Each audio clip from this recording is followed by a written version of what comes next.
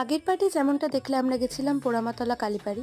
তো ওখানেই মালা আর একটু ডালা, মিষ্টি এসব কিনে আমরা পুজো-টুজো দিই। আর এখানে এটা খুবই জাগ্রত ঠাকুর। তো তারপর পাশেই ছিল মা ভবতারিণী মন্দির।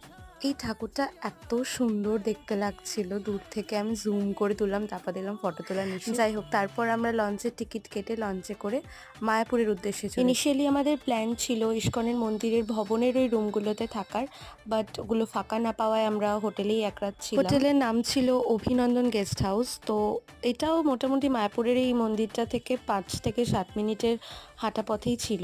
তারপর চাটা খেয়ে আমরা বিকেলবেলা একটুখানি বেরিয়েছিলাম ভবনের মহাপ্রসাদের কুপনের টাইমিং আর প্রাইসগুলো জানতে। তারপর এখানে মায়ের সাথে একটুখানি ফটো ভিডিও তুলছিলাম। তারপর এখানে এই 100 টাকার সিঙ্গারাটা দেখে আমি তো জাস্ট অবাক। তারপর সন্ধ্যা আরতি দেখে চারপাশটা ঘুরে কিছু খাওয়া দাওয়া করে আমরা চলে আসি হোটেলে। দেখা হচ্ছে নেক্সট পার্টে। বাই।